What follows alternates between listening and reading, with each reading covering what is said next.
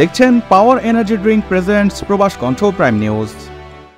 মালয়েশিয়ার সাবেক প্রধানমন্ত্রী ও বর্তমান বিরোধী দলীয় নেতা তান শ্রী মুহিউদ্দিন ইয়াসিন সরকারকে অবৈধ বিদেশি শ্রমিকদের ক্রমবর্ধমান প্রবাহ মোকাবেলায় রয়্যাল কমিশন অব ইনকোয়ারি বা আরসিআই গঠনের আহ্বান জানিয়েছেন। তিনি বলেছেন, এই উদ্যোগের উদ্দেশ্য হল বিদেশি শ্রমিকদের জন্য একটি সুনির্দিষ্ট নীতি প্রণয়ন করা এবং তাদের প্রবেশের বিষয়টি সঠিকভাবে নিয়ন্ত্রণ করা। অবৈধ অভিবাসনের এই দীর্ঘমেয়াদী সমস্যাটি দ্রুত সমাধান করা উচিত।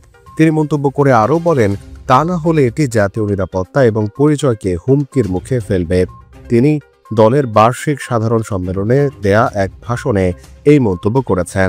সম্মেলনে দলের শীর্ষ নেতৃবৃন্দ এবং পাসের সহসভাপতি দাতুশ্রী ডক্টর আহমেদ শামসুরি মোক্তার এবং মহাসচিব দাতুশ্রী তাকিউদ্দিন হাসান উপস্থিত ছিলেন। মহিউদ্দিন আরও বলেন, দেশের সার্বভৌমত্ব ও নিরাপত্তা এখন হুমকির মুখে, কারণ সরকার মেরিটাইম সীমান্ত সংক্রান্ত সমস্যাগুলো মোকাবেলায় দুর্বল এবং অস্পষ্ট নীতি গ্রহণ করেছে। আমরা পাওয়ার জেনারেশন,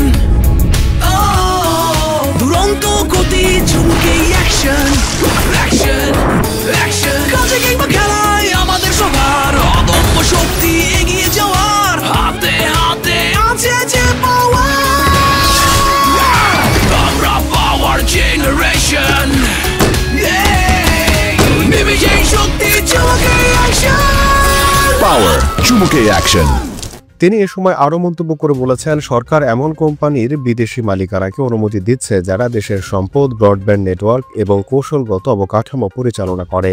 বেরসাতো এবং পেরিকাতার ন্যাশনাল মালয়েশিয়া এয়ারপোর্টস হোল্ডিং বিএসটির শেয়ার ইসরায়েলি সংক্রান্ত একটি কোম্পানির কাছে দেয়ার বিরোধিতা করলেও মাদানি সরকার জাতীয় নিরাপত্তা ও সার্বভৌমত্বের বিষয়ে উদ্বিগ্ন নয় বলেও মন্তব্য করেন তিনি।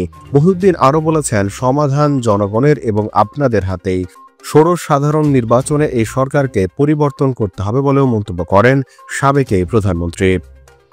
প্রবাস কণ্ঠ নিউজ ডেস্ক।